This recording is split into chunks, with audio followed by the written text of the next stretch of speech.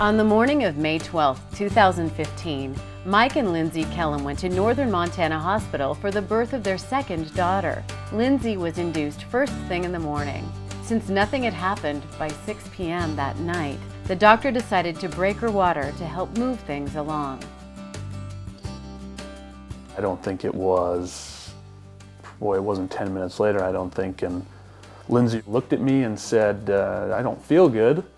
And I thought, well, maybe, who knows what it could be, and then it wasn't 30 seconds later, she had maybe, I thought passed out, but I think as they told me later on that her heart had actually stopped. And of course, Dr. Leon and the other nurses and other doctors were obviously rushing, trying to get her down to surgery. They said that they needed to get the baby out right away, and got her going and got her downstairs. And then of course, once she got downstairs to surgery, it was more of a waiting game, but very, very scary. On the night of May 12th, 2015, we got a call to dispatch from Northern Montana Hospital that mom and baby needed to be transported to Great Falls. Mom was in full code at that time, and baby's status was unknown as they had lost heart tones during the transport of mom to the OR. We were able to put two teams, both the adult team and the NICU team, with our isolette and their equipment on the helicopter, which is something that's never been done before, taking both teams, and we made our way to have her. They were going to bring Mercy Flight up, and then they were going to bring an ambulance up as well, and whichever Lindsay or the baby was worse, they would take in the helicopter and the other one would come in the ambulance. We knew the majority of the people that were nurses or doctors. You could just read on their faces that things weren't very good. So when we got to the baby, we noticed that she was breathing on her own at the time, but having long spells of apnea, so she was holding her breath, and then also making some very obvious seizure-like activity. When they brought the crew in, Stacy, who I did not know at the time, had gone upstairs and looked at the baby, and then they called me back up there and we were looking at her, and she said, you know, she looks really good, but she's having little tremors in her wrist and her hand. And as soon as she said that, you could see that as she would cry, she would squeeze her wrist. And so very quickly we moved towards protecting her airway and giving her some medications to hopefully stop the seizure activity. She explained, you know, lack of oxygen maybe to the brain when Lindsay's heart stopped and whatnot, and that she would need to go, she would be a very good candidate to go to Seattle and do what they do there. So in order to get to Seattle, we had to bring our fixed wing up to Havre and switch out all of our equipment. One of the doctors had said, we need somebody to go to Seattle with her right now. And so my mom, being that they ranch and she could get away at that time, luckily jumped on an airplane and went to Seattle with the baby, and that was the last we had saw of her. So it was really wild in that aspect. Lindsay had never even got to see the baby at that point. Once we get to Seattle, they take over care fairly quickly. We give report to physicians and the nursing staff, and then we really are done with the mission. Dr. Leon was pretty harsh. She wasn't too keen on Lindsay doing very well as far as even maybe making it to Great Falls. I thought I had heard at one point maybe a 50-50 chance to even get on the helicopter, and then whether she made it down there or not, because they couldn't get her bleeding to stop. I talked to some of the nurses that I knew and I said, hey, is there any way that I can go with her down there? And Joe was our pilot and one of the coolest guys you'll ever meet.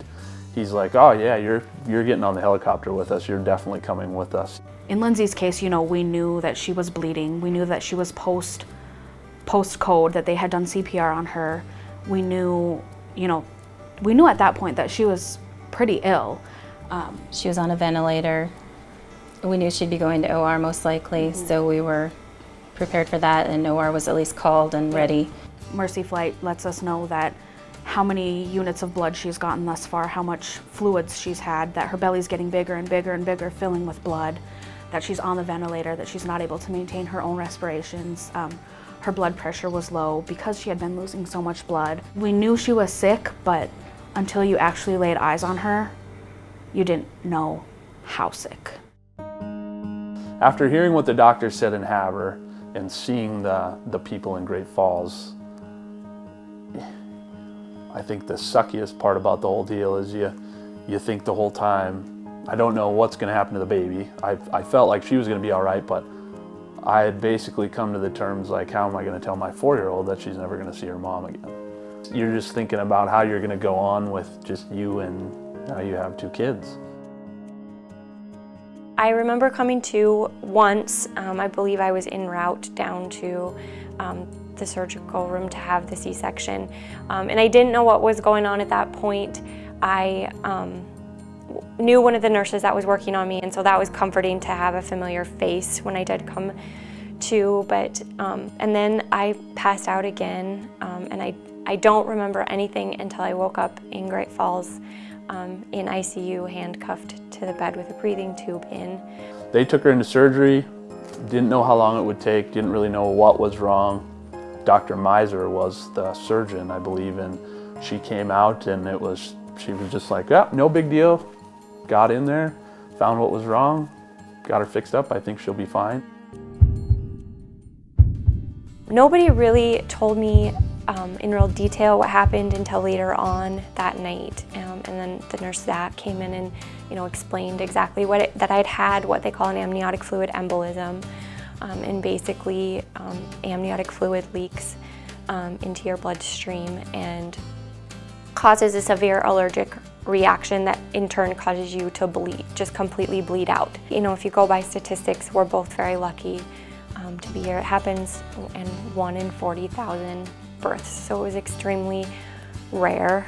It was hard because we went into the hospital that day on the 12th thinking that we'll be home tomorrow with a new baby and everything will be fine. And 10 days later, and a helicopter flight and a plane ride and a drive to Seattle and back, we did come home with a new baby and got to start our little lives as a family of 4. But at the same time, with everything that happens, it definitely gives you a new outlook on life, and you're definitely grateful.